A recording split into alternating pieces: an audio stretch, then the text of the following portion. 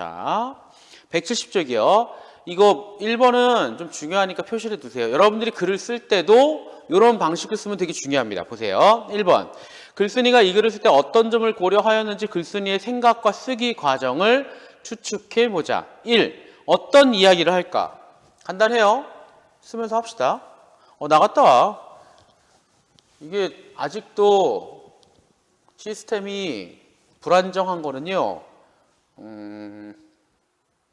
서버 문제도 있겠지만 생각해봐. 여러분들 다 집안 사정이 다르고 여러분들 쓰는 인터넷망도 다 다르고 여러분들 컴퓨터 아니면 노트북 아니면 태블릿 환경이 전부 다르다고. 그래서 언제라도 끊길 수 있죠.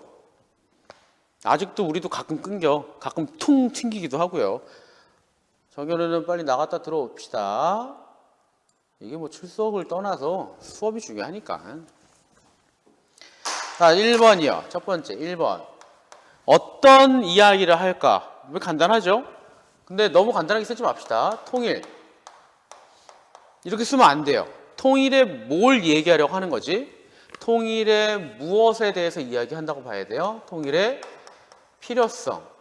통일은 이러이러하면서 필요해. 그 다음에 또 이런 말 알아두면 좋은데 통일의 당위성이라고 하는 경우도 있습니다. 그럼 당위성은 뭐냐? 통일을 왜 해야 하느냐? 이거는 실질적으로 필요한 거에 의한 거고요. 이거는 좀 더 상위 단계, 통일의 필요성이나 당위성. 그 다음에 또 하나 굳이 얘기한다면 통일에 대한 태도. 이런 얘기를 하고 싶었던 거죠. 통일에 그래도 좀 가깝게 갑시다. 왜? 통일은 이러이러 필요하고 통일은 우리는 한 민족이니까 당연히 해야 되는 거고. 이런 맥락이요. 자, 2번. 이 글을 읽을 독자는 누구이며 독자는 누구죠? 직접적인 독자는 누구였죠? 김군이란 말이에요.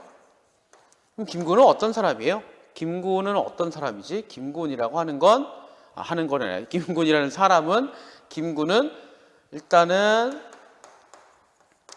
취업 준비생으로 한정을 해도 되고 그래 그것도 좋죠. 통일에 대해 부정적인 생각 가진 사람 되게 좋습니다. 통일에 대해서 부정적인 생각을 갖는 모든 사람들 가능합니다. 이게 이렇게 하니까 마치 20, 30대로 한정하는 것 같지만 이쪽으로 접근도 가능합니다. 만약에 내가 한 50 됐다. 난 통일을 별로 좋아하지 않는다. 근데 우리 아들이 취업을 준비한다. 이 연결된단 말이에요. 이 두 개가 되는 거고요. 그 다음에 이 사람들은 어떤 생각을 가지고 있을까? 이 사람들은 어떤 생각을 가지고 있을까 한다면 첫 번째는 통일의 부정적인 생각. 그 다음에 또 통일은 돈이 많이 들어. 이런 생각을 가진 사람도 대상이 될 수 있죠. 혹은 통일에 대해서 정치적, 그 다음에 경제적인 입장에서만 바라보는 사람들도 대상이 될 수 있습니다. 이게 시작부터 김군이라고 해서 좀 한정을 하는 것 같긴 하지만 괜찮아요. 이런 사람들 다 포함이에요. 3. 이 주제와 관련한 요즘의 사회적인 상황 어떤지 떠올려 볼까? 이때 당시, 그러니까 이 글을 쓸 당시예요. 먹고 살기가 힘들어, 취업이 안 돼, 통일은 꼭 해야 돼 이런 생각이 널리 퍼진 그 다음에 물질 만능주의 이런 게 퍼진 사회라고 말을 할 수가 있죠. 그럼 대체로 어느 시기 같아요? 한 7, 80년도 넘어갔고 한 2000년쯤 될 겁니다. 2000년 조금 더 지난 정도. 특히나 이거 나 이 글이 도대체 언제 쓴 건지는 확인 안 해봤는데 아마 2000년 초반쯤 될 겁니다. IMF 직후 그 정도. 자, 오른쪽이요. 어떤 내용을 쓰면 좋을까? 우선 내가 활용할 만한 경험을 떠올려 보자. 여러분들 이거 경험이 지금 여기 몇 개쯤 나올 것 같아요? 이 글은 경험 진짜 많이 쓰였거든요. 첫 번째는 기억나는 거. 첫 번째는 독일 친구 얘기 들은 거. 그 다음에 손자 손녀 이야기. 그 다음에 또 내가 앞쪽에 160쪽 보면 통일 얘기만 하면 자꾸 계산부터 하는 사람을 만나본 경험. 그 다음에 사실은 내가 이거 왜 시작했죠? 김군 네가 나한테 물어봤잖아. 경험이라고 보면 총 4가지 경험 나옵니다. 이 글에는요 경험이 4가지 나와요. 물론 경험이 몇 가지인지는 중요하지 않아. 이런 거 시험에 안 내요. 뭐 알 필요도 없어. 보면 아는 겁니다. 뭐가 중요하냐? 이 글에는 경험을 참 많이 활용한 글이다를 알 수 있습니다. 그러니까 이것만 가지고서 보면 이 글은 확실히 그렇게 논리적인 글은 아니란 걸 알 수 있어요. 하지만 사실 경험 가지고 여러분들한테 뭐라고 하는 거 되게 안 좋은 거 맞죠? 유명한 여러분들 어른 아니면 선배, 특히 여러분들 그 1년, 2년 선배들이 그 되게 심한 거 알아요? 2016년? 그래? 엄청 오래됐네. 아니, 엄청 최근이네. 그럼 과거를 바탕으로 썼겠지? 근데 어차피 다 과거 아니냐? 와, 임재석 되게 빨리, 야, 임재석가 좀 더 빨랐어. 김민성은 날짜까지 했지만 조금 늦었군요. 괜찮아요. 그러니까 경험을 가지고 이야기하는 거는 좋을 수도 있고요. 나쁠 수도 있습니다. 나중에 또 기회 되면 얘기할 거야. 경험은 좋은 것도 되고요. 나쁜 것도 있지만 아마 여러분들이 학교 오면 알 거야. 1년, 2년 선배들이 경험 가지고 제일 많이 얘기해요. 나 작년에 안 그랬는데 별로 안 좋은 거거든. 근데 이 글은 잘 활용을 했지. 자, 그 다음에요. 독자들이 좀 더 귀를 기울이고 진지하게 생각해 보기엔 어떻게 쓰는 것이 효과적일까요? 이게 중요한 거죠. 어떻게, 진지하게 어떻게 할까요? 그래서, 지웠네. 그래서 편지 글 형식으로 써야겠다고 생각을 한 거야. 전략을 구상하는 거예요.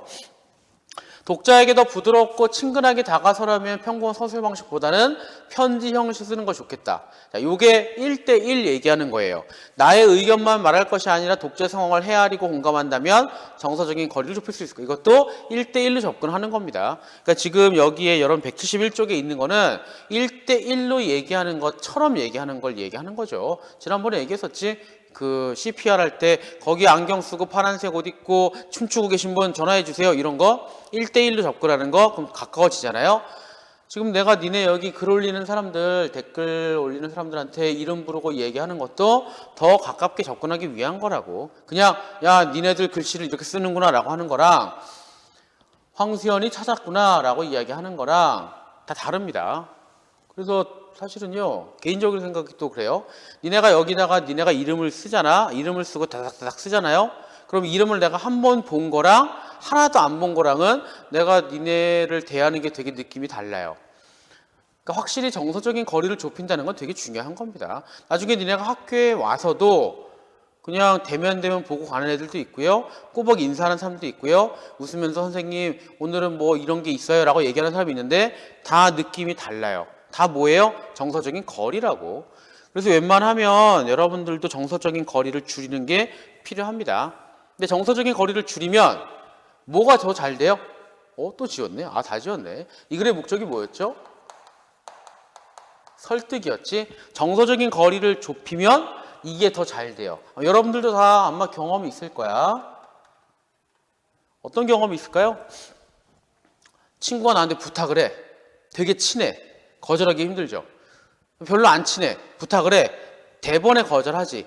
그거 차이야. 그러니까 정서적인 거리라고 하는 것도요. 되게 중요한 것 중에 하나입니다. 학교에서 선생님들이 니네를 혼낼 때도 근데 이거 좀 달라요. 학교 선생님들은 좀 다른 게 혼낼 때는 혼내. 이게 정서적인 거리가 되게 가까워도요. 잘못하면 혼내요. 근데 그거는 정서적인 거리하고는 관계가 없습니다. 근데 오해하는 친구들도 좀 있어요.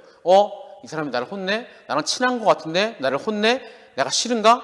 이젠 친하게 지내지 말아야겠다. 근데 여러분들이 혼나는 거랑 친하게 지내는 거는 별개라거든요.